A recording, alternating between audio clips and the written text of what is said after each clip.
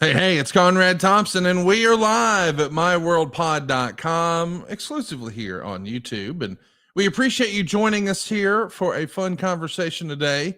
Of course, I'm only one half of the equation.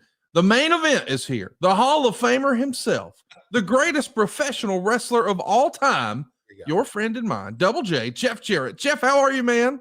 Oh, Connie, you're a little off cadence since we're live on YouTube. You're forgetting. Now, we couldn't do it without the Hall of Fame. No, I'm kidding. Conrad, how we doing, my man? We did YouTube Live yesterday.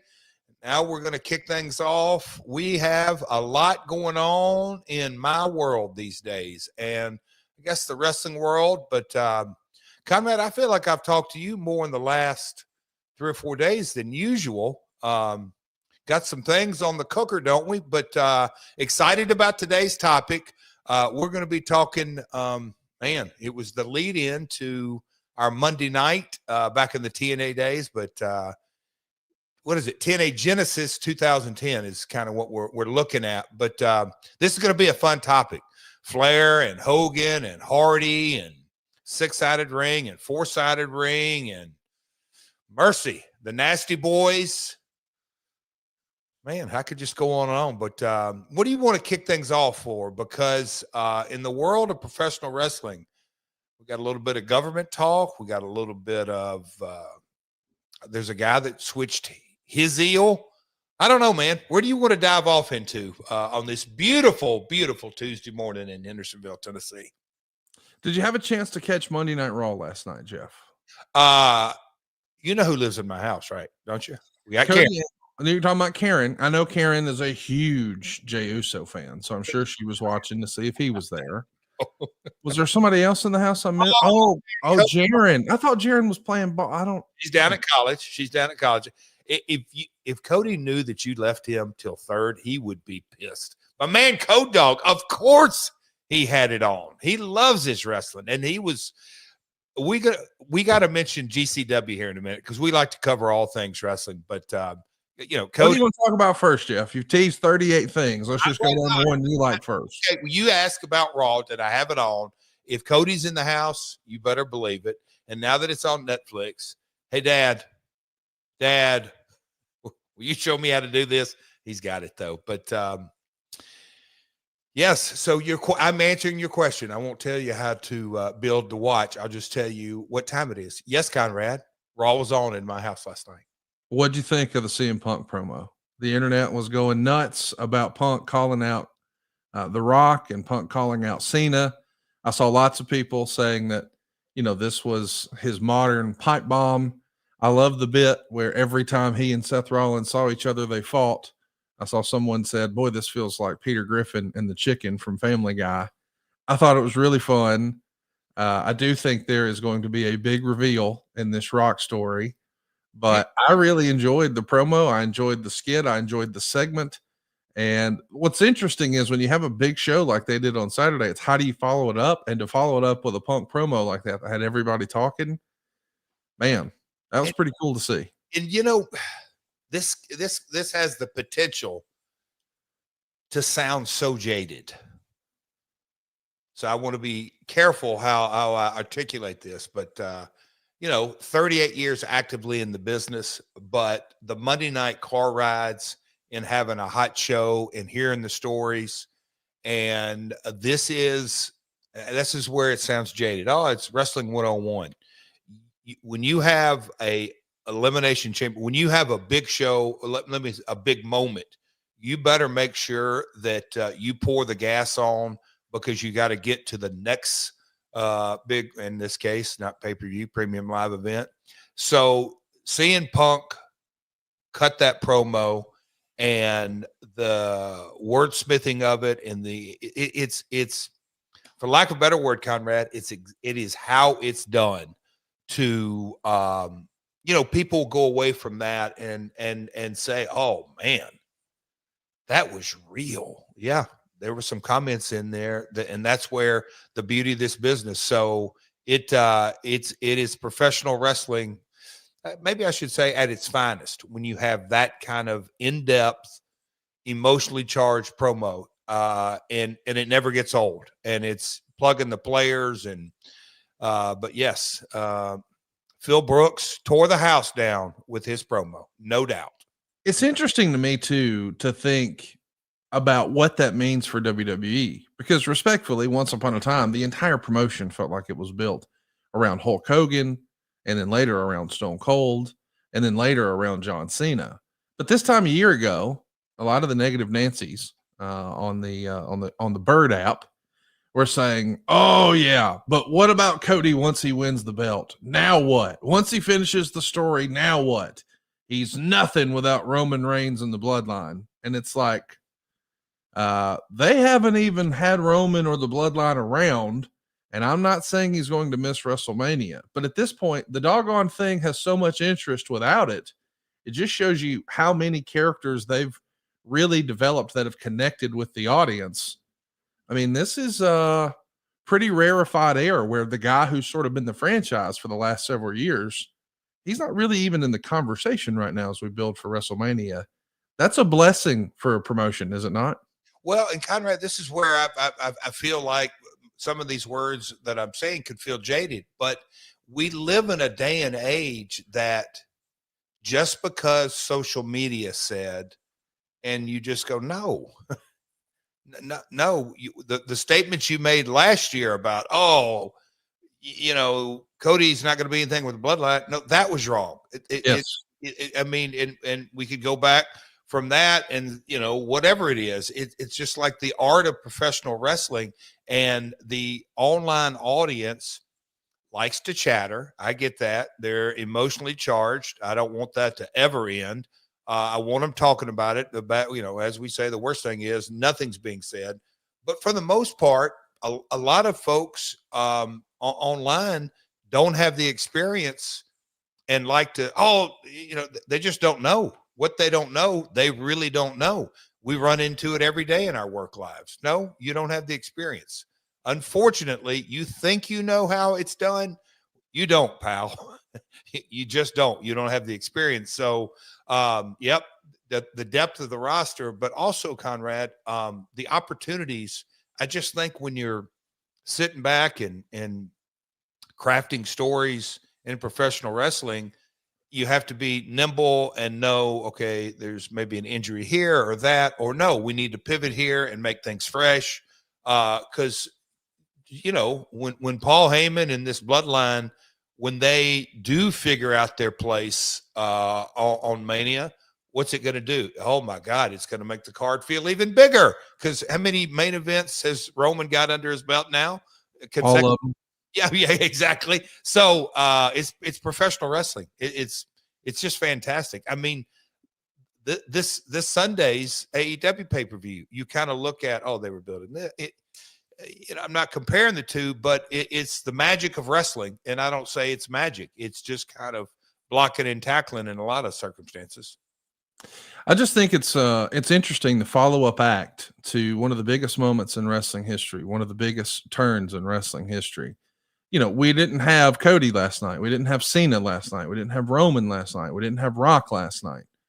But it still felt like a substantial show because we started with such a strong promo from CM Punk. And then later we saw Rhea Ripley lose her title so close to WrestleMania. It's a great time to be in the wrestling business. And it's an interesting time in the wrestling business too, because there's so much stuff happening in what we might call the shoulders of the business. I know where you're going. An announcement was made yesterday by the one and only Josh Barnett on social media, announcing that long time, multiple decade employed WWE talent, Natty Neidhart, the daughter of Jim the Anvil Neidhart, is going to be making her GCW debut WrestleMania weekend for Bloodsport. I am super excited to hear what you think about this, Jeff. Well, I oh, you can see this. Cody, are you sure? Come here, because I was at the sink. Yeah, and he showed it to me. Man, we just the business continues to evolve, and you know that as well as I do. It's Natty's not second generation; she's third generation. That's right. And you could just kind of see, okay, Mania weekend. Trying to think how to say this. It is the psychology of the view, checking all the boxes. So a WWE talent, no matter how you slice and dice it, is going to be certainly top 3 highlight of an independent promotion that weekend. That's kind of dominating market share is what I was trying to get out. I just think it's a smart move. It's interesting too, because it does feel like a paradigm shift. For years and years, we saw no one inside of WWE work outside of WWE. When Triple H came into power, he allowed Nakamura to go work some shows in Japan, and now we're seeing talent like Natty Neidhart being available to independents like Game Changer Wrestling. Once upon a time, we saw other promotions doing that, but we never saw WWE doing that. Is this just another evolution without Vince McMahon? Can you imagine this happening if Vince was still running the show? Because it feels like his philosophy was much different. No doubt his philosophy was much different. That's, there's a lot of chatter, and, me being a basketball junkie, and they're talking about the face of the NBA and went from Magic to Michael to LeBron. But David Stern had a vision, and Adam Silver is the commissioner that followed him. They have different visions. The NFL, you can kind of see exactly the vision of that commissioner and the ownership and how they're viewing things and all they're making the product as international as possible. Paul's got a different vision, or Hunter, Triple H. He's got a different vision. You can't say Vince's vision didn't work. Look at the results, but nothing stays the same. Nothing. It always changes and evolves. And that for me is something that there ain't no doubt in my mind. It is the single biggest thing that drives me in the wrestling business today.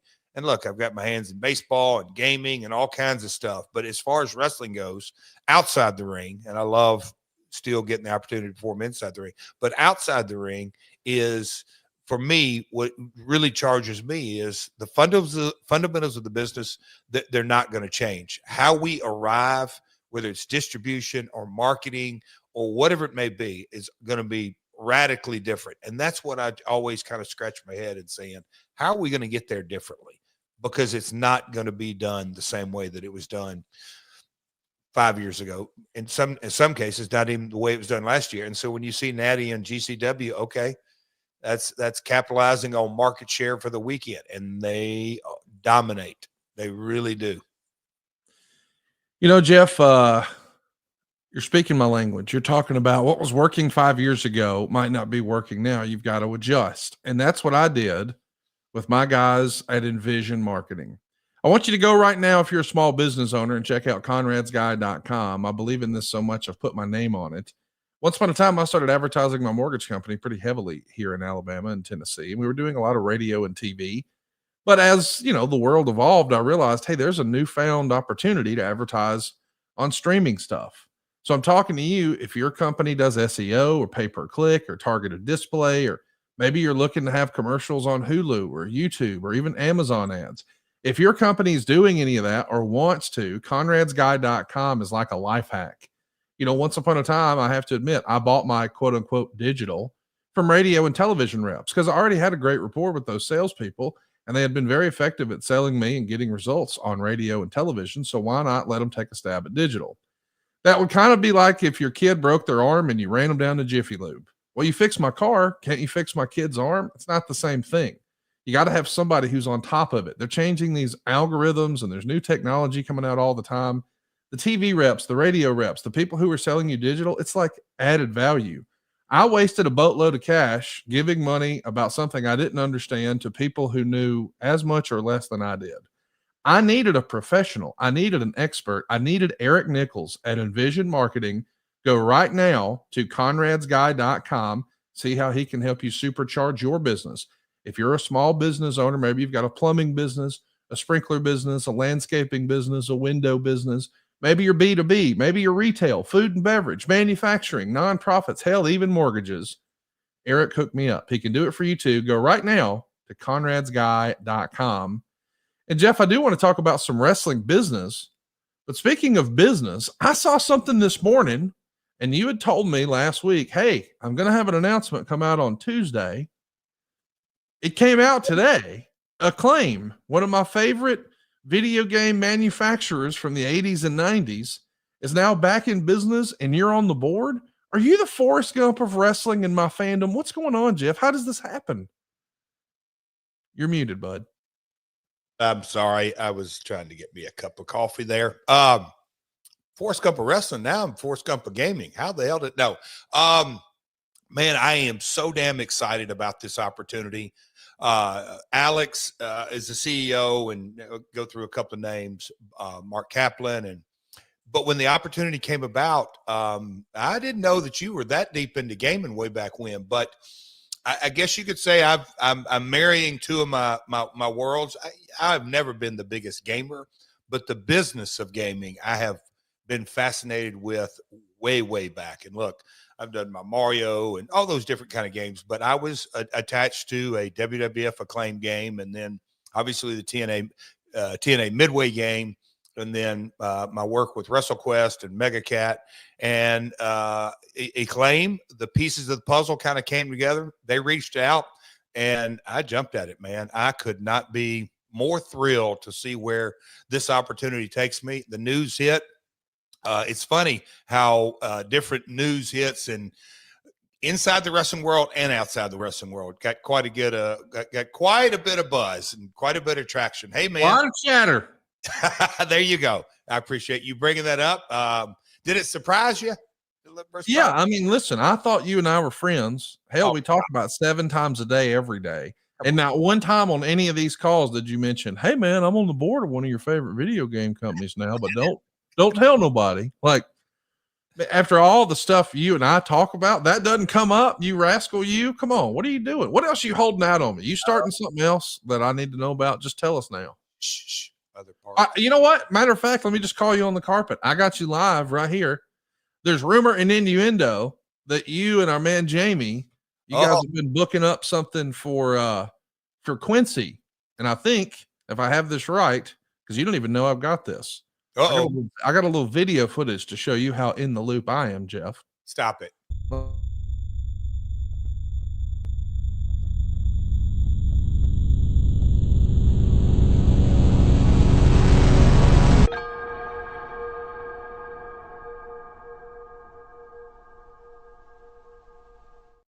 Okay, so Jeff, that says the return of the Quincy Baseball Club.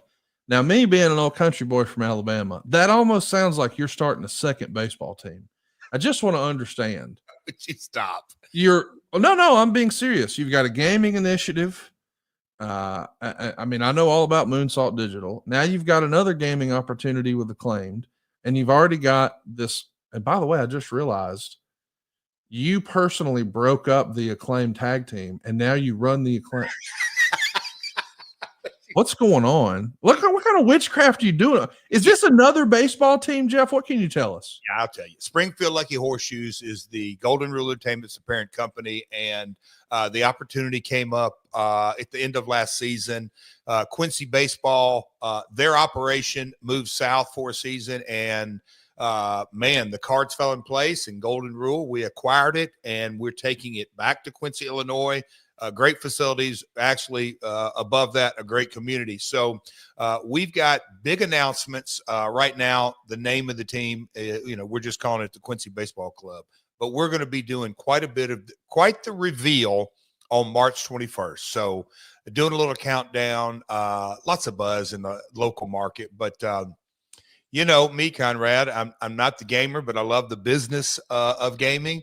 I'm not a bat and ball guy. I'm more of a basketball wrestling guy, but I do love baseball. I do love promoting the live events and the engagement, because it's all kind of one and the same engagement. So, our second team is off to the races and looking forward to this year, but it all kicks off on March 21st. Jamie's going to be tickled to death that you showed him some love. So that's it, pal. So this is a couple of weeks away. Now, listen, I have to admit, I got caught up in all the hype and hoopla when the Huntsville Stars, where Jose Canseco and Cecil Fielder once played, left the market. Baseball was dead in Huntsville. And then they brought in a new team and a new initiative. But the concept was, we got to help name it. And we picked a fun name. The name of the team here, which has had merch just flying off the shelf, Yes. is the Trash Pandas. Now, that's not what Megan and I voted for. We voted for Puffy Head Bird Legs. I guess my question is, hypothetically speaking, I don't know what you can or can't reveal. Is the team name going to be a fun name? Oh, is it going to be lame, Jeff, or is it going to be fun? it is going to, you have no idea. The teaser videos and the reveal video that's being worked on and the merch and the marketing and all that. And it takes me back to, the Lucky Horseshoes and how all that came together.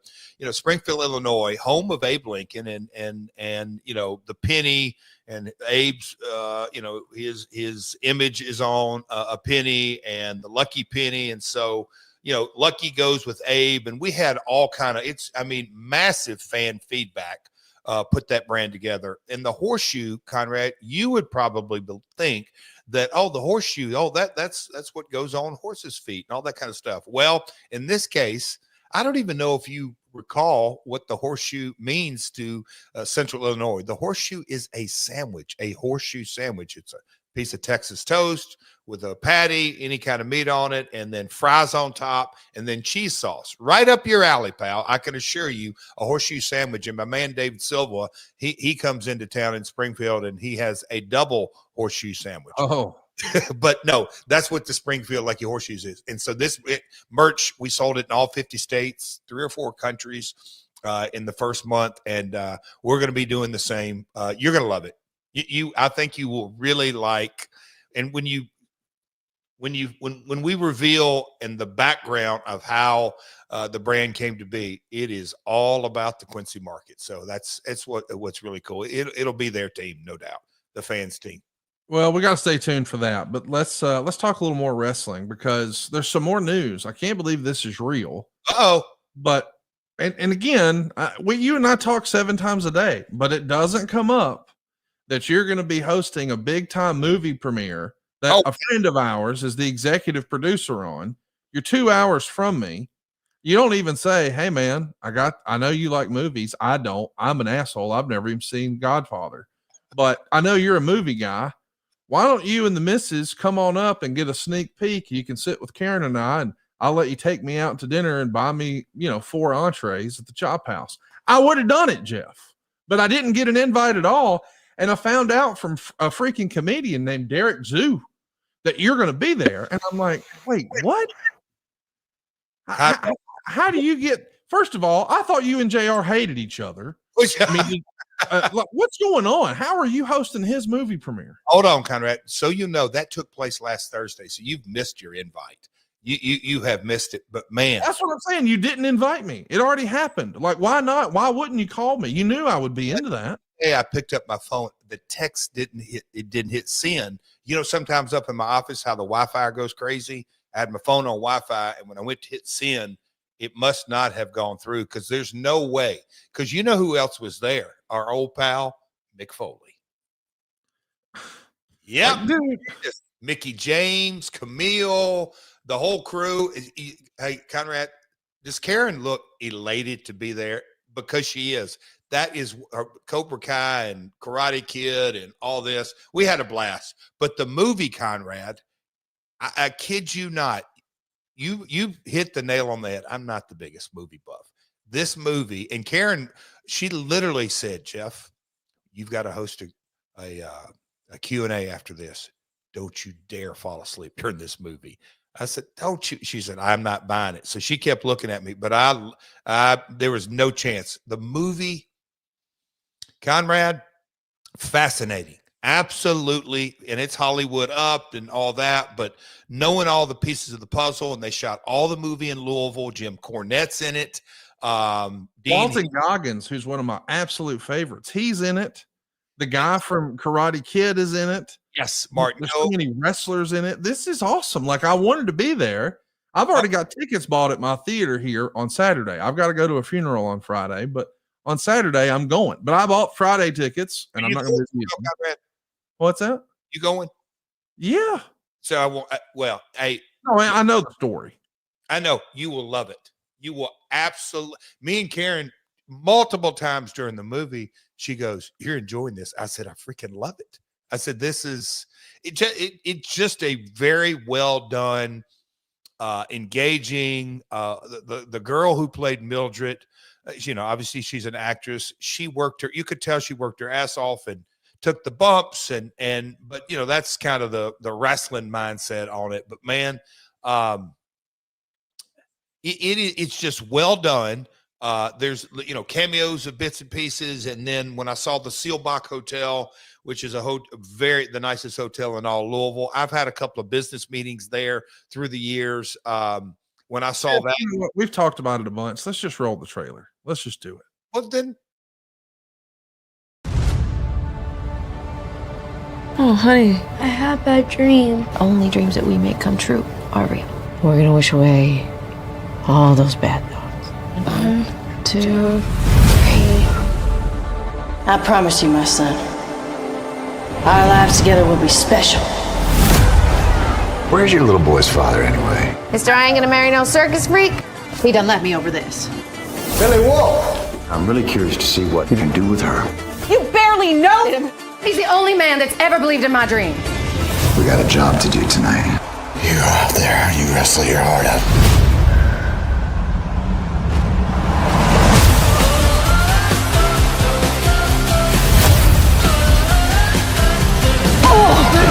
We can headline arenas. I know that we can. I want to talk to you about putting 2 of my girls on your card. My main event is heavyweights and their name. Why would anyone want to limit the spectacle of competition based on gender? Looks like we're cleaning up every night of the week now. It's got me thinking, Billy. I want us secure as equal partners. Then do what's right for business. Honor the deal or we shoot. You will do what I say, or you will find yourself cleaning toilets in some arena after my show comes through. Ma, all the tickets you 2 ever sold had your name on them, not his.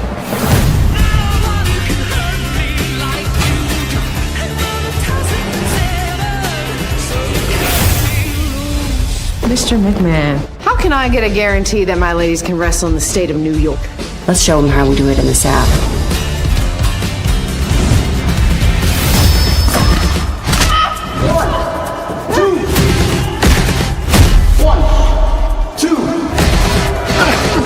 Come on, Mom, get up. Remember, 1, 2.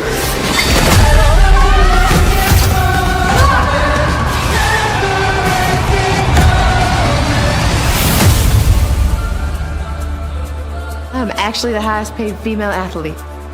In Washington? In history.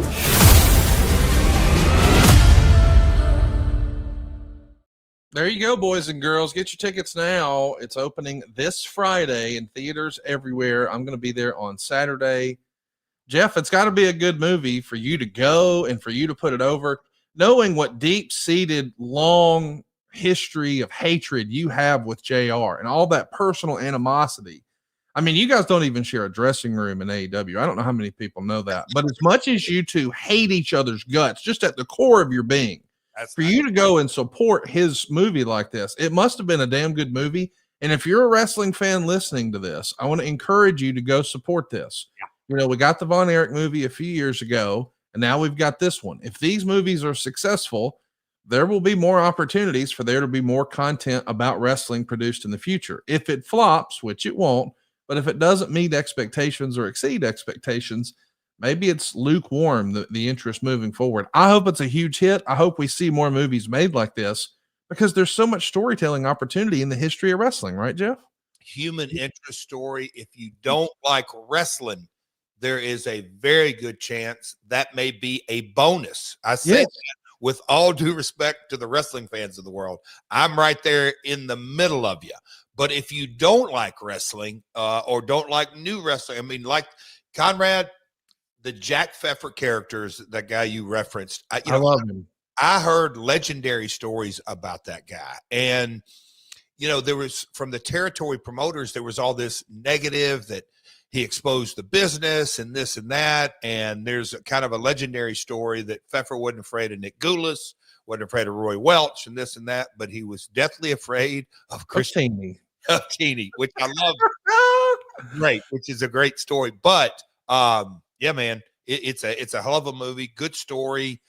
I just can't say enough good things about it. Got to meet the director. In that Q&A, man, he went into great detail and how they shot it over a short period of time. And Camille, she had to fly and do a AAA booking and fly back. And just kind of like I said, Dean Hill, the announcer in the closing scenes, and Cornette in it. And Mickey James actually played Moolah, but her stuff the movie was 2 hours and 19 minutes, give you a heads up, Conrad, but they had to cut that down to get the story in. So Mickey's in the director's cut. And so, man, it's just really, really, really well done. Not as a wrestling movie, as a movie. I can't wait to see it. Queen of the Ring. It opens this weekend. Go support it. I'm going to be there. Can't wait to. It's going to be a big wrestling weekend too, because this Sunday, Jeff, we've got a huge pay-per-view. AEW is coming to Los Angeles, California. Tickets are on sale now at AEWTIX.com. And this is shaping up to be, if you are quote unquote one of the sickos, one of the best wrestling cards of the year. Let's run through it. We've got Swerve versus Ricochet. These guys have been in a feud for quite a while, and this is a number one contenders match. Whoever wins this will become the number one contender for the AEW world title. We've also got MJF settling the score with Hangman Adam Page. Hangman Adam Page has picked up where you left off, and everybody's trying to run MJF's ass out of here like a bad tattoo. Then we've got the Hurt Syndicate taking on the Outlanders. They'll be defending their tag team championships against the Outlanders, Cassio Kid's favorite tag team. We've also got Mercedes Moné defending her TBS title. I think that's a rubber match. Speaking of gimmick matches, how about a steel cage match for Will Ospreay and Kyle Fletcher? You know, as creative as those two are, this is going to be a spectacle that will dominate social media. We've got Toni Storm taking on Mariah May for the AEW women's title. Probably one of the absolute best storylines in AEW history. We've also got Takeshita and Kenny Omega, this time with the AEW international title on the line. And then our main event for the world title is Jon Moxley and Cope for the AEW world title. What a freaking show. What are you looking forward to the most on this one, Jeff? Good God, Conrad, when you lay it out like that in a sitting, and look, when it's done on TV or maybe scrolling through social media, but when I'm sitting here knowing I'm going to make a few comments, I just like, okay, what is, I start thinking, okay, we're on the pod. I'm going to have to make, like, what is the show stealer? What is, in my mind, you know, wouldn't want to bark it too loud, what's going to be the most difficult match? And obviously I don't know the order of the match, but I mean, man, I sound like Nick Goulas. Main event after main event after main event. It is that I guess unspoken or kind of I don't know how you would say it about AEW. Unofficial. Yeah, unofficial tagline. Nobody does pay-per-view like AEW. It is going to be 4 hours of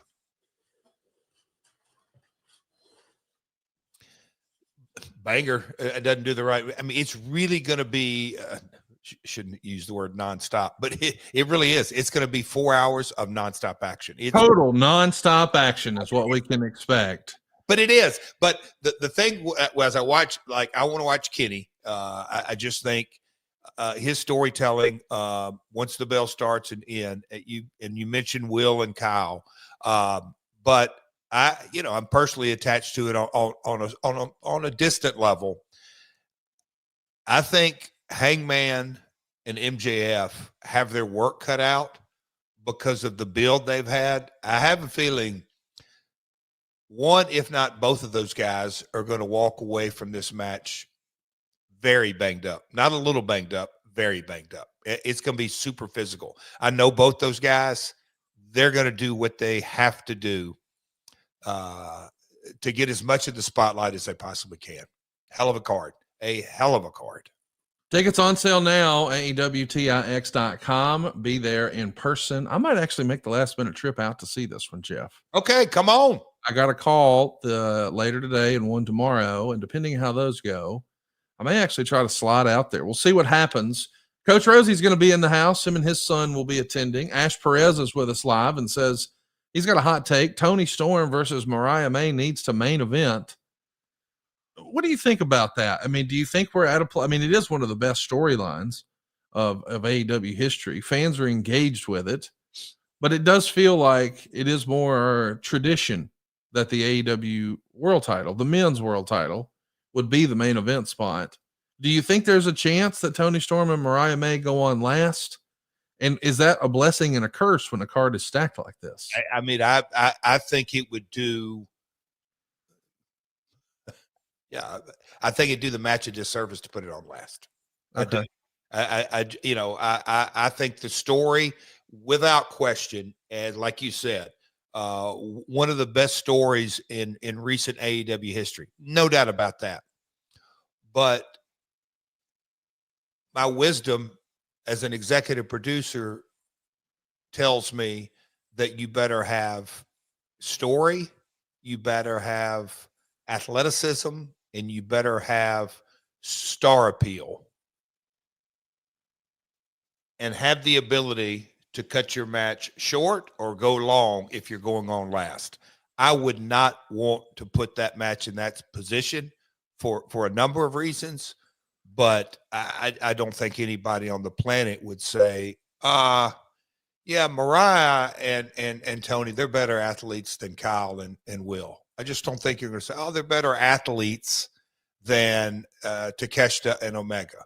I just don't think you would say that. And so that's why I think it'd be doing the match a disservice. Should it go on late? Absolutely. I'm kind of looking at that thing and off the top of my head, that cage might, and look, the world title, yes, I understand that completely, but that cage is going to be really hard to follow.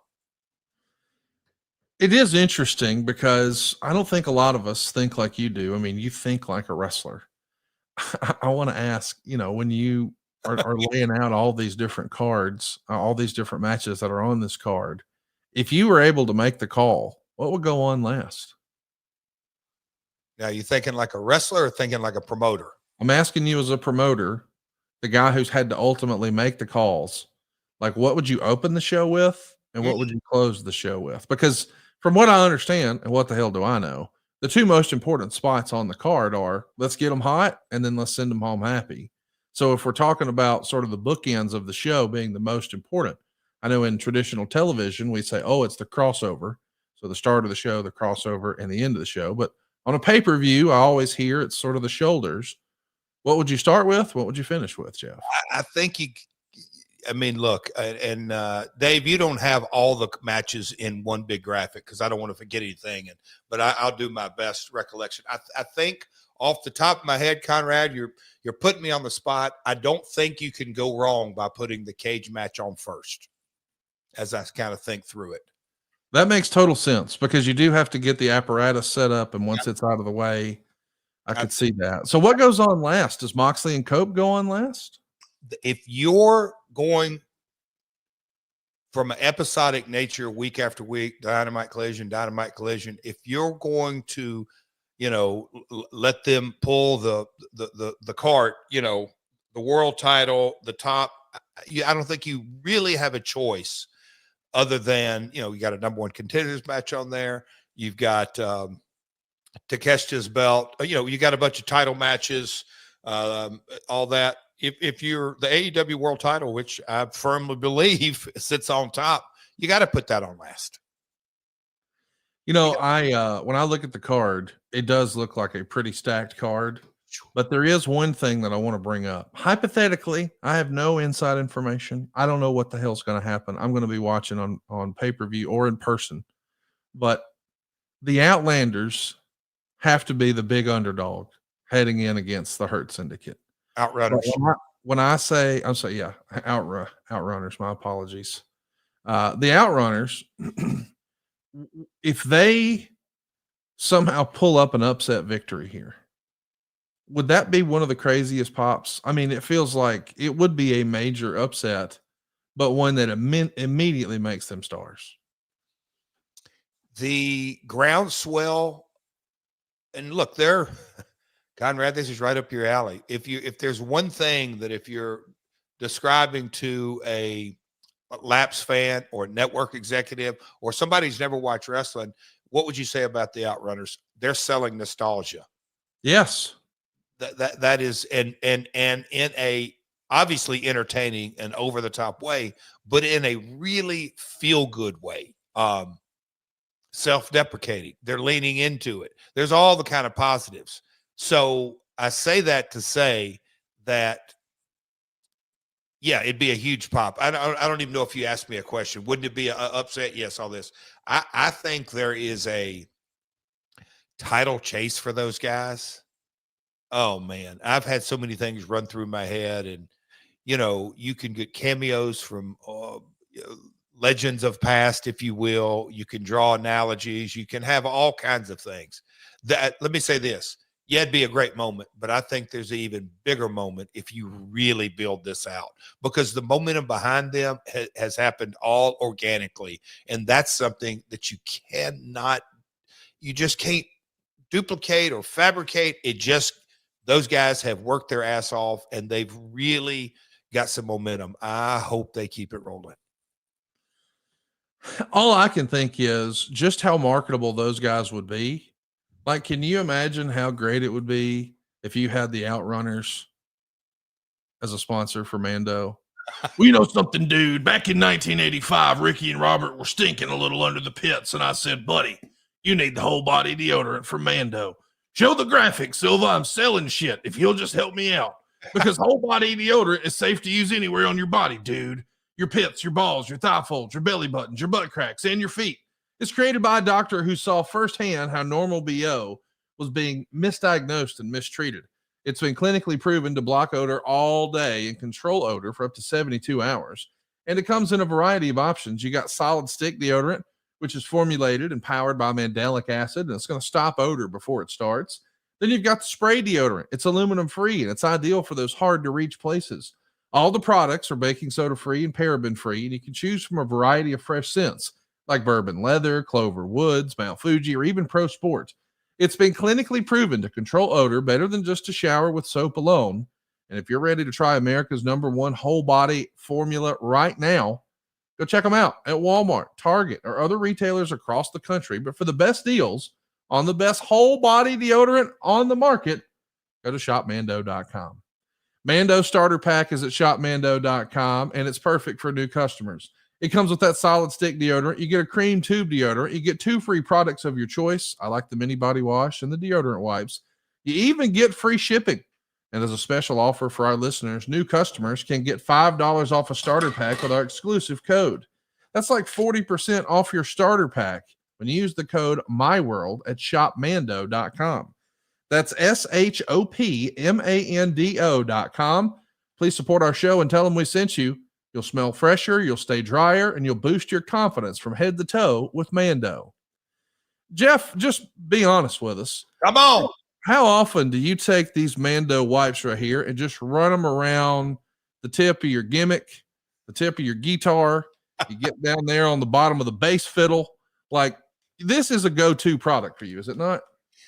Conrad, if I could tell you the conversation that takes place with my man Cody and one Hermie Sadler. Hermie may get upset with me, but they had a very spirited conversation about, and I won't say it, but Hermie suggested another brand. So I won't say it here, but he suggested another brand. And if you could have seen my man Cody come to the defense of, hey, dog, that's what you don't know what you're talking about. I'm a Mando guy. I got Mando wipes. He calls it Mando rub. I got Mando spray. Mom hooks me up. I said, wait a minute. Mom hooks you up. I said, no. Conrad hooks you up. No, dude. He gets in this, Conrad. It's hilarious. So my man Cody is the Mando king of the mountain in this house. Check it out. Use the code MyWorld at shopmando.com. Jeff, there's so much other stuff that we got to cover. I do want to ask you, did you see this AEW promotion where they've got like a fanny pack belt? Yeah. I don't know if you saw this, but ahead of AEW's all in Texas. They're Yep. doing AEW night at Globe Life Field. That's going down on Wednesday, July 2nd. The Rangers will be hosting the Baltimore Orioles. And they've got a pretty cool AEW / World Series champion wrestling belt fanny pack. There's limited quantities for this, but this is the type of collectible that, like, years from now, Matt Cardona and Brian Myers are going to be chasing down, because you know it's going to be a limited run. All my belt nerd friends are going to be all over this. I got this like 15 times yesterday, Jeff. Like, this is a really, really cool promotion. We've seen WWE do this stuff for a while. Do you think that AEW might be getting into the sports championship belt mode here? Well, I just think as the brand grows, all these kind of opportunities. And when we did the kickoff party, and you went out there for an announcement party, but when we went out there and kind of saw how everything's laid out, and there's Jerry's World right next door and the beautiful hotel, and I did some liners, walked over to Globe Life and did some liners and looked down on the field, and just talking to one of their marketing social media guys. And like I said, during the season, going to be really hyping this up till July 12th. When I heard little snippets about this branding initiative and marketing initiative, it's super cool. I think when you dive into, like we dove into the deep end, going Wembley Stadium a couple of years ago, when you dive into a Globe Life, the Arthur Ashe first go around, I think being bold and taking those steps, you don't always bat 1,000, but it brings these kind of opportunities. And so I do think this collectible is, we're just getting started, as they say. Speaking of just getting started, I do want to bring up what's just getting started for a member of the former member of the wrestling family, I guess. I don't know that she's involved in any way now. Linda McMahon yesterday was confirmed as the new Secretary of Education. And you and I said right up front, hey, man, we're not going to talk about politics on this podcast. And we never have, and we're not going to. But this is fascinating to me, the image we're looking at right now. It almost feels like AI. And I realize it's from a few weeks ago, but now that it's official and Linda McMahon is a member of Trump's cabinet, that just feels like something that wouldn't have even been a thing you could say out loud not that long ago. Like, what? That's AI generated. That's not a real sentence. But as you take a look at this photo, Jeff, I mean, there's Shane McMahon, there's Stephanie McMahon, there's Triple H, there's Linda. Melissa. With the exception of Melissa, Stone Cold has stunned everybody in the photo right now. This is silly. We're in, like, how many of these people have you hit or would you hit with a guitar? All of them. I'm just saying, like, what's happening? How is there a wrestling person in Trump's cabinet? This feels surreal, Jeff, that this is a real sentence. About, it would be in line about as crazy as this. If a guy like this, like maybe a guy who had been with one of the Kardashians, mega rap star, that like busted Cody Rhodes' eardrum. I mean, stuff that you never would think. No, did that happen? No, Conrad, to your point, the world, I mean, it is crazy that Linda, for many, many years, man, my dad, ton of respect for her. Linda was very, very good to me during some tough times. She was always very good to me. But you always, back in the day, it was Vince and Linda. You didn't only hear, oh, that's Vince. It's Vince and Linda, and kind of the tag team that they were in building the entire brand. And now all the years roll along, and she's in the president's cabinet. Stranger than fiction, as they say. But congrats. I mean, she has pursued this political world really since she exited professional wrestling. So if that's what she wants to do, and she obviously does, I'm very happy for her. She is a very nice lady. Yeah, listen, I met her years ago, and again, we didn't discuss politics. We just discussed WWE, and I had a fantastic conversation with her. But I just think it's surreal, the things that we're seeing right now in wrestling. I wouldn't have had that as something that No. I also wouldn't have imagined that Stephanie McMahon would be doing a podcast with Fanatics. Like, that's not something that I would have assumed, but I also maybe wouldn't have imagined that John Cena was going to become a bad guy.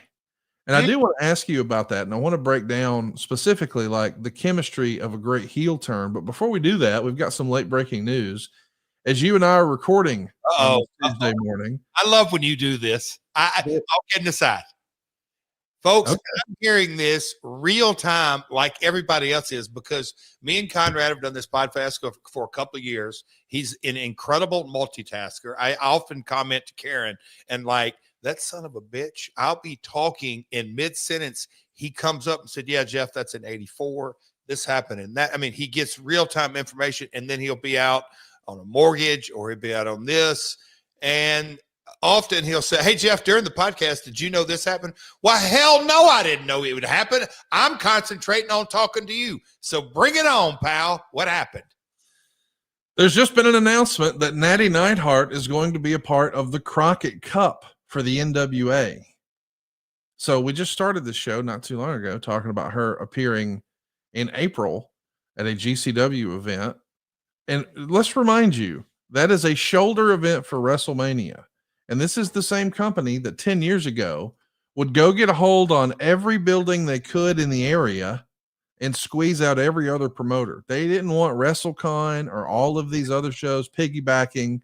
They viewed it as vermin. Get the hell out of here. This is for us. You're not going to siphon off our money. Get out of town. Now we're supplying talent to those people.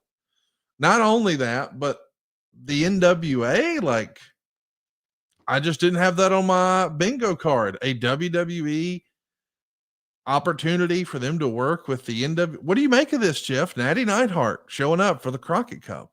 Look, you know, and I mean, if you followed my career, people know, you know, we never got off the ground, but Global Force was going to be built on everybody working with everybody because of just the nature of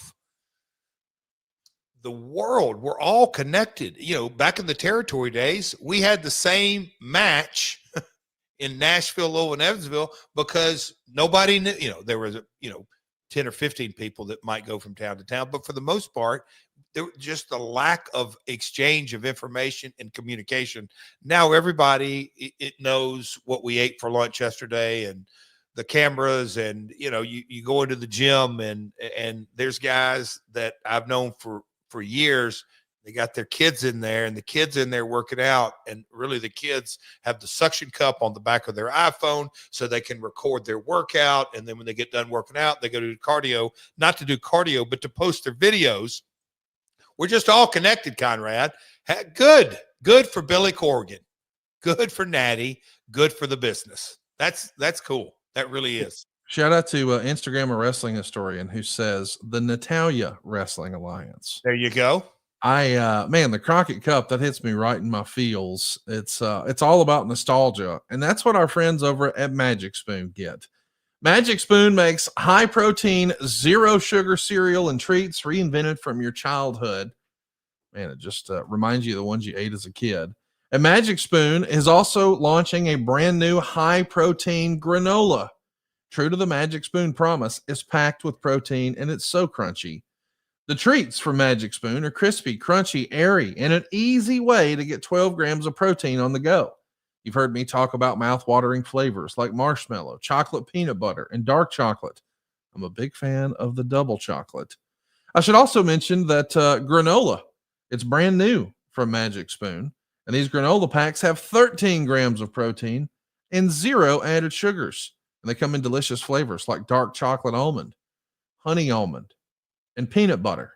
What are you waiting for? Go get $5 off your next order at magicspoon.com/myworld, or look for Magic Spoon on Amazon or in your nearest grocery store. That's magicspoon.com/myworld for $5 off. Check it out. You'll be glad you did. So, Jeff, the big news that is captivating the headlines right now, besides the big AEW pay-per-view this weekend, is that John Cena has turned heel. And we touched on it yesterday in our live. But once we finished recording, you said, it's something Dutch used to always stress to me in TNA. And I'll let you sort of pick it up from there.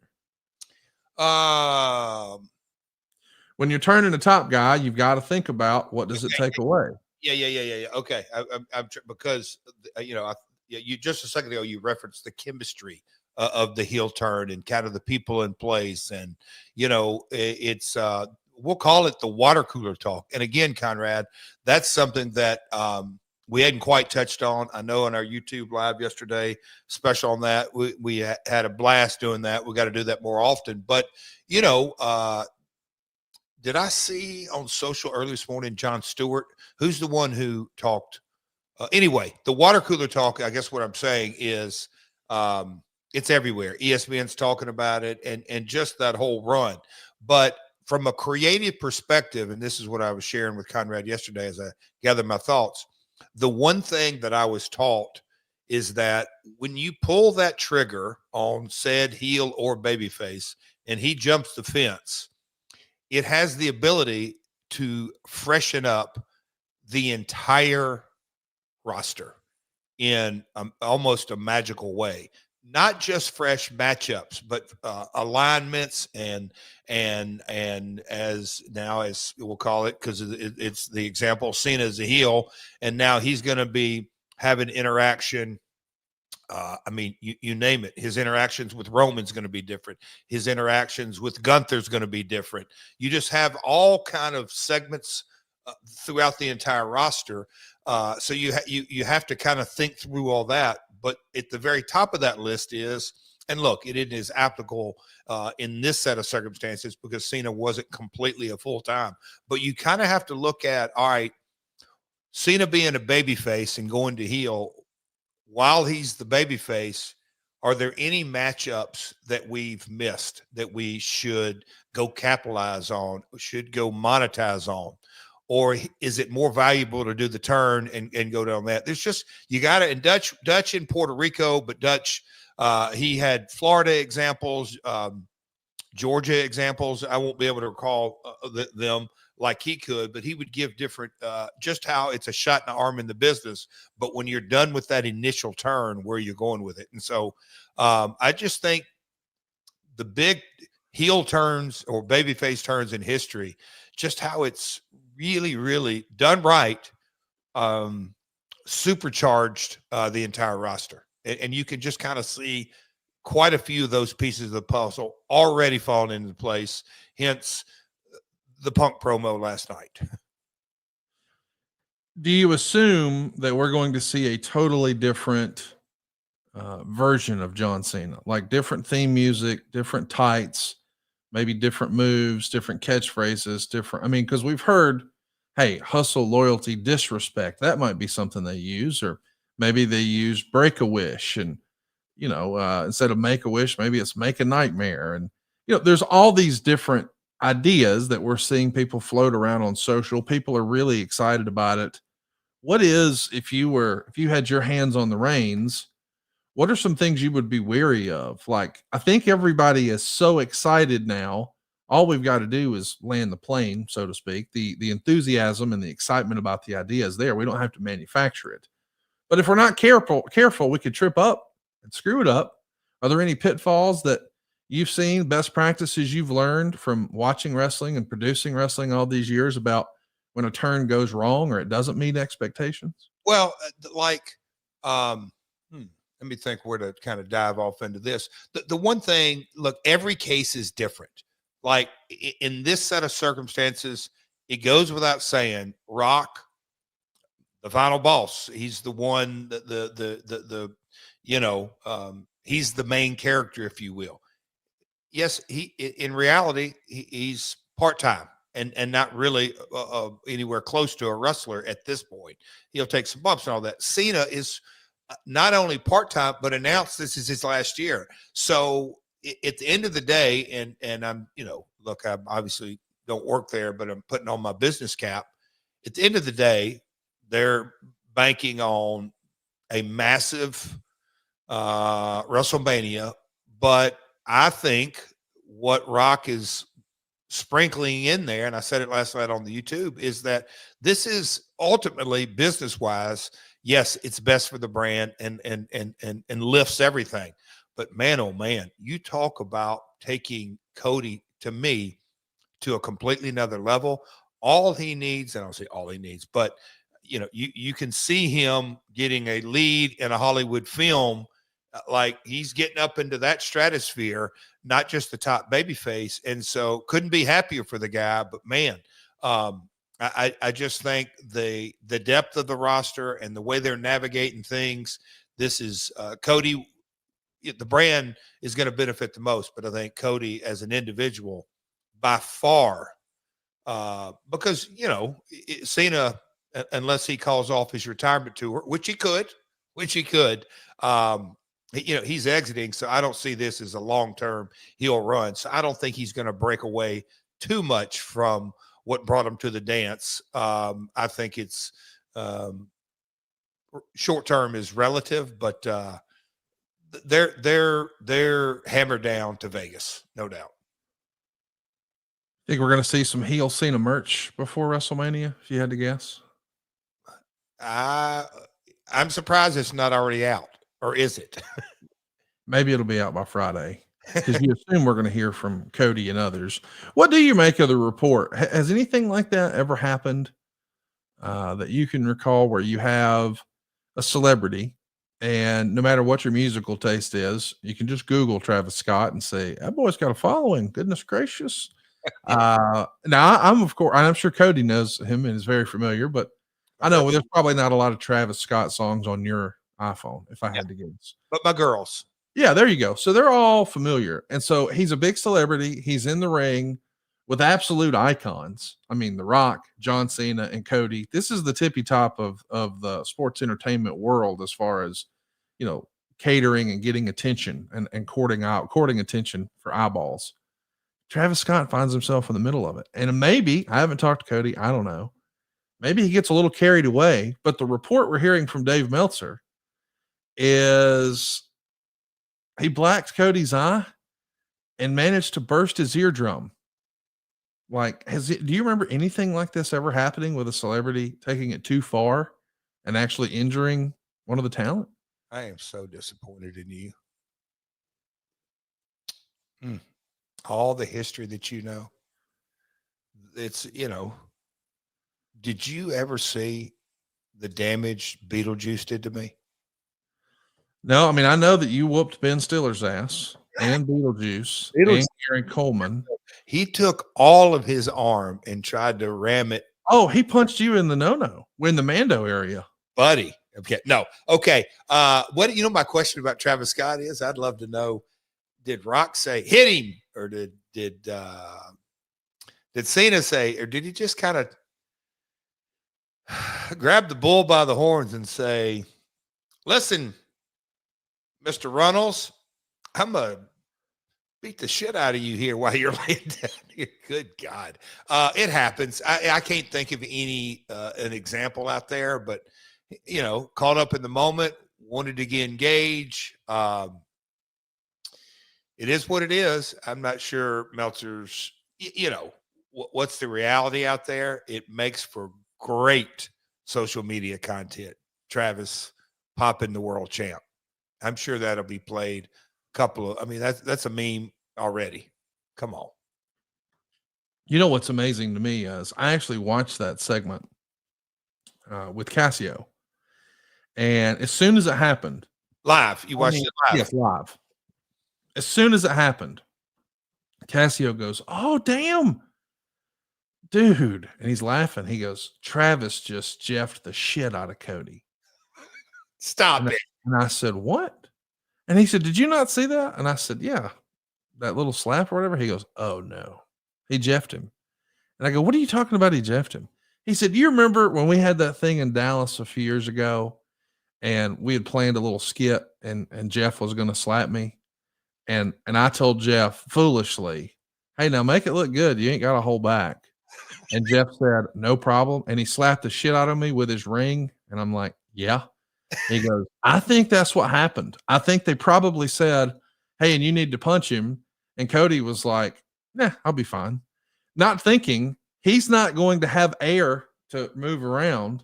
He's squished against the mat. He can't go anywhere. He's got nothing but to just take it. So if you don't show the guy how to work that, and I'm not saying that's what happened, but Cassio went down the rabbit hole like he had nowhere to go. And I said, but he goes, well, I just thought Jeff's my friend. He ain't going to hurt me and just put my chin out there. I didn't realize Jeff don't care about nothing. That's bullshit. No, I didn't hurt him. I knew Cassio, you can't maybe pay him a slap. You can't do that. Dude, you go listen to recordings of Cassio from 2021 and you listen to recordings from him now. He's got a lisp. Oh. He didn't have that before. You dustied him. You slapped him so hard he got a lisp. That's that. I'm calling BS. I am absolutely calling BS. And the way he abused me up at Top Guy Weekend, that was ridiculous. I mean, I chased his ass out in the parking lot just because he took liberties with me. You know that on the figure four completely. In the slap, it was a very controlled environment. Texas Live. I got on stage. I just, I protected him. I wanted things to go right. I knew that he could, I really call that a love tap. I love Cassio. He was like a love tap. There was a lot of stress going on that night too. So you have to understand that. It's a stressful night. A love tap. Yeah, pretty much. Hey, Jeff, what was stiffer? Travis Scott's shot on Cody Rhodes, or you shooting on Karen last night, thanks to Blue Chew. Have some better sex with Blue Chew, boys and girls. Stiff is the name of the game, and Blue Chew is the original brand offering chewable tablets for better sex. And starting now, Blue Chew is offering a combo so strong, it'll knock your socks off and your neighbor's socks off. You'll have to move towns with the amount of noise you'll be making. Blue Chew Max has arrived, and it combines the active ingredients of Viagra and Cialis into one chewable. This is a combo that acts fast and lasts. Guys, be ready when she needs it and get your first month of Blue Chew free. Great sex is just a few clicks away, so sign up at BlueChew.com. Consult with one of their licensed medical providers, and once you're approved, you'll receive your prescription within days. Blue Chew's tablets are made in the USA, prepared and shipped directly to your door, and the best part is it's all done online. That means no visits to the doctor's office, no awkward conversation, and no waiting in line at the pharmacy. Make your life easier by getting harder and discover your options at BlueChew.com. And we've got a special deal for our listeners. Try your first month of Blue Chew free when you use the promo code MyWorld. Just pay $5 shipping. That's promo code MyWorld. Visit BlueChew.com for more details and important safety information. And we thank Blue Chew for sponsoring today's podcast. So, Jeff, listen, I do want to talk a little more about this heel turn. You think maybe it's going to be a short-term thing? You do think there's going to be some merch there? There was a great point brought up when I was recording with Tony Schiavone last night. If you're a big-time John Cena fan, or maybe your kid is a lifelong John Cena fan, and when he comes out and he announces this is his farewell tour, he's doing one more year in wrestling, we've sort of teased and talked about this feels a little bit like what Kobe Bryant did in the NBA. So when he came to Chicago, they get to market it in Chicago as, hey, see Kobe for the last time. And they can do this in every single market. It lends itself to more merch opportunities, more sponsorship opportunities, higher ticket sales, et cetera, et cetera. That feels like the model in the original plan they had with this. I don't know how long this has been planned, but the point is, if you're a mom or dad, or just a lifelong fan yourself, and you buy a ticket to go see John Cena, and you did it well in advance, and now you're not getting the hustle, loyalty, respect. You're not getting the red and yellow Hulk Hogan. You're getting Hollywood Hogan. Are you disappointed? Because I could see, Tony immediately said, nah, you got to see him. Who cares? And I understand that, and I appreciate that. But I also think about the little kid. They wanted to see John Cena portray this hero character that they've got all these action figures for. And they fantasy booked all these matches for with their little action figures and their tour ring and all that. And now he's a bad guy. That was a big part of your base of the Cena fan club, if you will. Are you worried about perhaps disappointing any of those fans? Or do you recognize it's short term, they'll be back even harder? I think who knows? And look, we're actually talking about all this, which is exactly what they want. And it's good for the industry that there's chatter and buzz. And as we've said over and over and over, wrestling just gets a little bit hotter and a little bit hotter and a little bit hotter. But at the end of the day, who's to say there's not a scenario where Cody beats him and then Rock comes in the ring and browbeats Cena, and Cena ends up giving him the F5 and leaves, and Cena's back babyface, and we go on down the road for the retirement tour. At the end of the day, I don't think it costs them revenue, and I don't think there's any way imaginable that Cena is not seen in 2026. His full-time wrestling career, I'm assuming, comes to an end at his show in December. But in 2026, I don't think he's going to fall off the face of the earth and not be around. So you'll get to have those feel-good moments or whatever it may be. I just think it's not over. It's never over. It's going to be interesting to see what they do, because they've got so much goodwill built in with John Cena that it's going to be interesting to see how they respond and how they follow up and what they do with this. There's tons of, chatter online, and people are making all these comparisons. You and I touched on it yesterday in our recap. I don't think necessarily this is going to have the impact on business that Hulk Hogan turning heel did. But Ariel Helwani came out and said he feels like this is the last significant heel turn we'll see in wrestling. And I thought that was interesting. But I don't know that I necessarily agree with it, because it feels like they're starting Cody sort of the same way they started Cena. If Cody stays this way until the very end of his career and then he turns, maybe it could be done again. What do you think? Is Ariel right? Is this the last great turn, the last big shocking turn that we could see?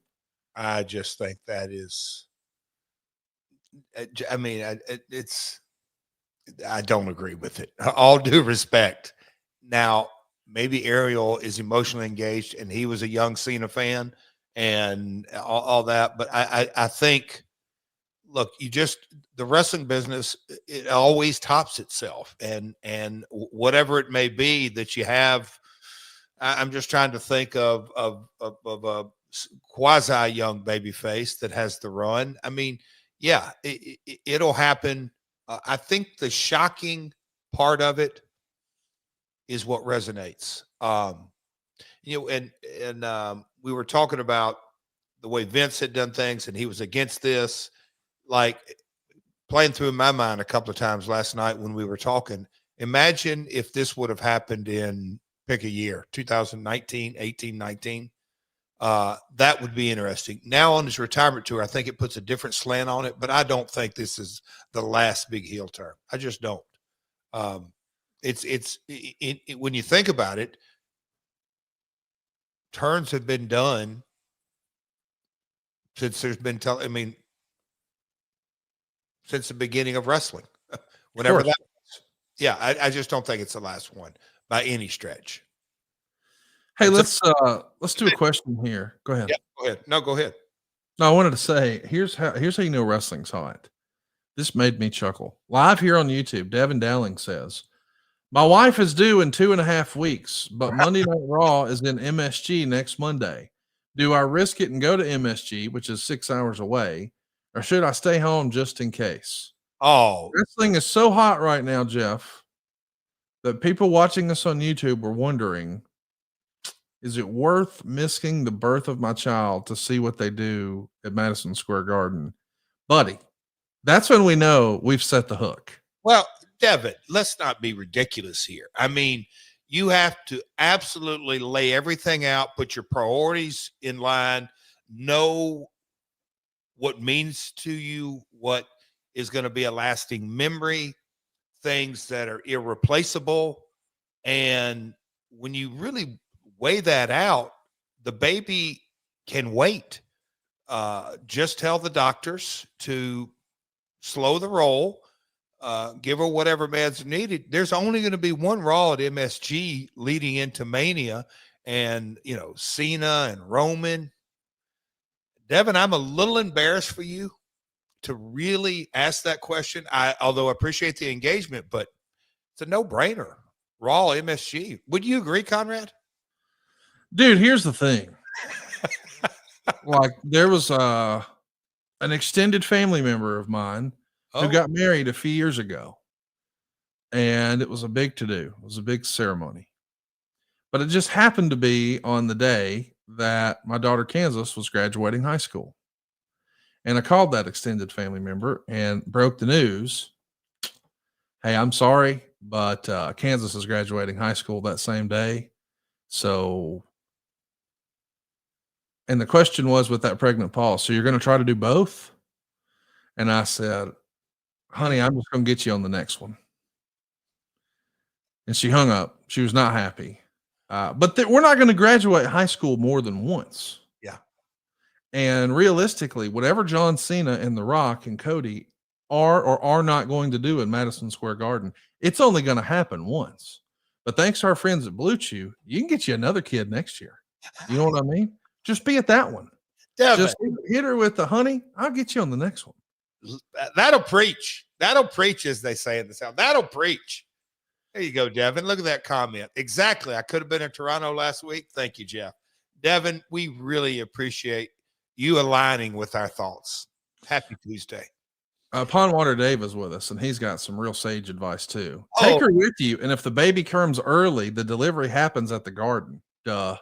Can you imagine having an MSG baby? What that is Texas cornbread intelligence. That old Pondwater Dave, he's a pretty fart smeller. You know what?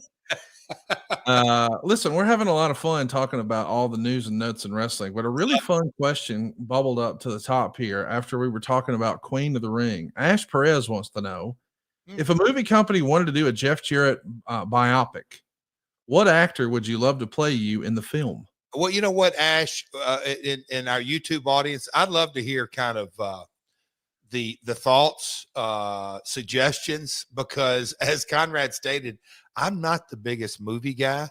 I sent a buddy of mine the outtakes from Tommy Boy last night. So Tommy Boy, Dumb and Dumber, those are a few of my classics. I did really enjoy, but I don't know, Conrad, just off the top of your head, who could play a Last Outlaw in a biopic?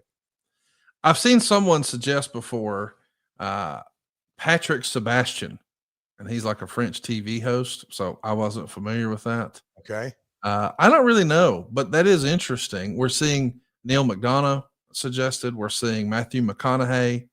We're seeing lots of different suggestions, but that would be interesting because you do have perhaps the most interesting story in wrestling, which is why I was so excited to be doing this podcast with you. Tosh is with us here live, and he wants to point out about this whole GCW, NWA, and for that matter, even TNA thing. The only reason WWE is allowing people to work other promotions is from the MLW lawsuit that makes WWE look like it's not a monopoly. Look, we work with others. I can't necessarily argue that that was a catalyst for change. That makes logical business sense, but I think they've done enough of that with TNA, but we'll see. I do want to ask you, when we're taking a look at all the different news about the turns, as we've been breaking down heel turns all day, actually last night too. Bad Lion 12K wants to know, he's curious what Jeff thinks was the biggest heel turn ever in TNA. So when you think about your own promotion, we know the biggest turn in WCW history was Hulk Hogan. We know one of the biggest, if not the biggest turn in WWE is going to be John Cena. Maybe it's Austin at WrestleMania 17. Maybe it's Andre prior to WrestleMania 3. So there's a few different ways you could go with that.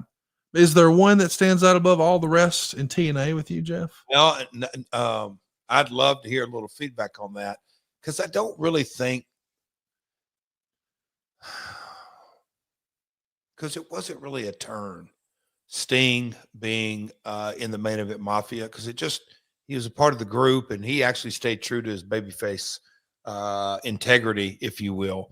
But like a real turn, those are so hard. And look, you can't really, boy, that's a good question. Wonder what Google would say. What do you think, Conrad? The best heel turn in TNA. I don't think there's going to be one that absolutely jumps off the page. I know AJ did one. I don't. I guess the Jeff Hardy turn would be the biggest. I guess I'm going to put that up there as, yeah, I'm going to say the Jeff Hardy heel turn. One of the other suggestions that we got here for someone who could play you came from Ash Perez. He says Andrew Lincoln from The Walking Dead could be a good topic or a good choice to play Jeff in a biopic. Has anybody ever reached out to you about, your history, like just in terms of your story and whether or not that? Because I even pitched that, all due respect to Dwayne Johnson, young Jeff Jarrett versus young Rock. No comparison. I realize Rock went on to be a much bigger mainstream star, not arguing the box office appeal of that, but just thinking about, your dad living in a former celebrity's house and in the basement, you got Hulk Hogan making his debut, and here comes Sting and the Ultimate Warrior around the holidays to see if they can be a wrestler. It's just crazy who went through there. And you're a little kid when all that's happening. So I feel like there's got to be some interest somewhere. Has there ever been a serious conversation about that? I literally have I can't say every week, but a lot of folks that want to do a book or that. But as far as the TV perspective, you got me thinking on that a couple of years ago. If you really Hollywood it up, there is kind of the thing that me and Dutch did in Smithsonian, and there is the India experience and walking out on Vince, holding up Vince, getting fired on national TV, Health South, Richard Scrushy, Dixie Carter. Sad stuff too, just human stuff. What happened with your high school sweetheart, the love of your life at the time, the mother of your children. And there's just so much. And, then your battle with addiction and the happy ending, and you're in the Hall of Fame, and you could run credits right there. So I see it. Maybe I will pitch that. Hey, our buddy Pondwater Dave, while he was delivering the good news, he shared with us what AI was saying might be the top 3 heel turns in TNA history. And AI suggests Christian Cage heel turn on Sting, James Storm heel turn on Magnus, and Eric Young turn on AJ Styles. None of those. Listen, I remember 2 of those. I don't remember the third one, but I had some gaps in my fandom. I do think now what maybe has been exposed is these big, major, significant turns. They just don't happen all that often, Jeff. Well, and so this is another almost Dutchism, that he had some big ones through the years. And when you and look, a lot of them involved some of the same players and Apollo, and we'll go back to some different folks that were the regular cast of characters. But one of the things that that I it resonated with is the ability to book false turns, where you led the people down that road that, oh man, they're turning on each other, they're turning on each other, they're turning each other. And then when the whole world expects it to happen and it doesn't, you have that feel good moment, especially that it works in the babyface realm. But man, Conrad, just as you're kind of saying that, it shines the highlight in just how difficult it is. Yes. To really do one that's meaningful, that we're sitting here talking about it. And, back in the day when Marty and Sean and the set of circumstances, look, I think it goes without saying that they wanted to make, Sean off to the races, but it's not like they wanted to discard Marty. They wanted him to be, have that single babyface run. They wanted to do singles. That's why that, I'm looking at that James Storm one. Just because you don't want to, like I said earlier, you want to freshen up the entire roster, but it's so difficult at times because you're sacrificing some folks. In this circumstance, you're not really sacrificing anything because Cena is on his way out. if you had to say, oh man, what's Cena? How long is he going to be a heel? Is he going to run this? Is it going to be for a year or 2 years or 3 years? Are we going to switch him back? All those kind of things. In this, it doesn't matter. They kind of know their course that they've charted. That's why, man, Conrad, good point, bud. It's difficult to really execute one that checks every box. Well, we hope we've checked every box as we get you tuned up and ready for AEW Revolution this weekend. I'm fired up, man. We're going to have a great show tomorrow night on TBS, I'm sure. Don't forget Collision on Saturday. But, man, the pay-per-view on Sunday. This is one of the most loaded cards in AEW history. AEW has a reputation for always over-delivering on pay-per-view. You even said, hey, this 4-hour show, I bet by the time you factor in the 0 hour, which, by the way, Big Boom AJ is going to be a part of, like, there's going to be a lot of new eyeballs on AEW, but they're going to super serve the base this weekend. If you're a hardcore wrestling fan, I don't think there's a more surefire bet than AEW Revolution this weekend. No doubt. No doubt. And that's, the unofficial tagline. AEW does pay-per-view better than anyone. It really, really does. And that's why. All right, Conrad, what do you think? I'm not going to ask you what do you think's going on last. What do you think will open the show? And you can't say the cage match. I got that one. What do you think? Yeah, I mean, I probably would have said the cage match, but I think, given everything that we've seen, I could actually go with, let's start with Moxley and Cope. Okay. All right. I mean, I can't, it's hard for me to imagine Kenny Omega not being considered for that last spot with Takeshita, but knowing the spectacles that they're no doubt going to do in that cage, I could see that going last. Yeah.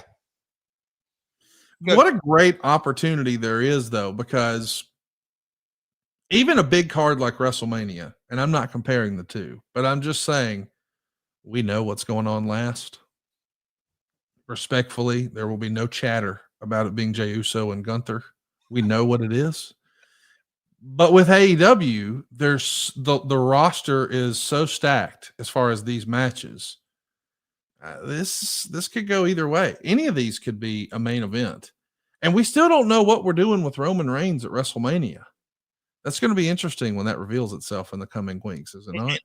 And we talked last night about the branding of Elimination Chamber, and I was just sitting here thinking that it's been a minute, end of December, that at last AEW pay-per-view, and yes, we had the Australia show, but so how much more you can it's the creative aspect of this business over and over and over. If it's successful, the talent are great. If it's unsuccessful, creative sucked. It's such a balancing act. They went from Rumble to Elimination Chamber to now they're going to Mania.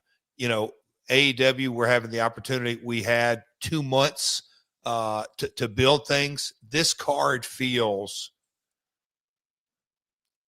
like a must-see, and that's what you want out of every event. And that to me is the sign of success going in to an event. Does it feel must-see? Yes, Sunday feels must-see to me. Check it out. AEWTIX.com is where you can snag your tickets and see it live. And if I wind up making my way out there and you see me, come say hello. Or if I don't wind up going, I know what to do. I'm firing up Triller TV and I'm watching Revolution on pay-per-view. Hope you'll make plans to join us. And join us next week where we will actually have enough time to get to TNA Genesis 2010. We tried to do this last week, got sidetracked. We tried to do it this week and get sidetracked, but the story isn't going anywhere. It's 15 years old. We're researched. We're locked and ready to roll. We're going to be talking about it next week, and we're going to get your reaction, Jeff, to what has to be one of the cards of the year from AEW. So, Conrad, let me ask you this. As we started chattering, lots of chatter, in your mind, when did you pivot to go, you know what? Genesis 2010, we need to make sure we get into the minutia and you're driving the ship because you are a stickler for telling the complete story and really peeling the layers of the onion. Today, we did have a lot of stuff to cover. When did you, in your mind, go, you know what? We're never getting to Genesis. Just share it with me and others. Your intro. No way. Yeah. when you listed 38 things we could talk about, I was like, buddy, I got 17 pages worth of notes. There ain't no chance we're gonna get there. Oh, I love your honesty. I'm gonna take my time and go through everything that we got to talk about because a lot has happened. It is. I mean, you have been in a blood feud for 20 years with Jim Ross. I mean, you guys don't speak. Stop. You don't even make eye contact at TV. You dress in separate areas. There's just real bona fide heat there. I know that for a fact. Don't cut me off. Oh. And he invited you to come to his Q&A. And my great close personal friends, Mickey James and Camille and Jim Ross. And I told you just last week how much I freaking love that Cobra Kai guy from Karate Kid. Yes, and I don't, I'm not on first name basis with Martin Cove because your phone, that old damn 615 area code, it apparently has trouble with 256 numbers. I don't know what's going on. Anything happens in my life I think you need to know about, you find out about it. When do I find out? From Derek Zoo after the fact. It's bullshit, Jeff. Oh, okay. But it's not bullshit. What's happening in Quincy, what's happening with Acclaimed, what's happening with AEW Revolution, what's happening with John Cena, what is happening with Cody Rhodes? I mean, I know John says you can't see me, but right now Cody can't hear him. Thanks a lot, Travis. But we hear you guys, and you want us to talk about TNA Genesis 2010, and we're going to do it next week right here. Yes, we'll cover all the late breaking news. Maybe we'll talk about how Devin's getting a divorce because he went to MSG. We'll try to figure out what his new child support payment's going to be. We got you covered. Tune in next week. Pondwater Dave. What are we going to talk about him next week? Have you heard about the first time Pondwater Dave saw a cooter? Stop it. There's a whole song about it. We'll talk about that next week here on the program. Ladies and gentlemen, buckle up. Next week's going to be one for the ages. It's my world. Peace.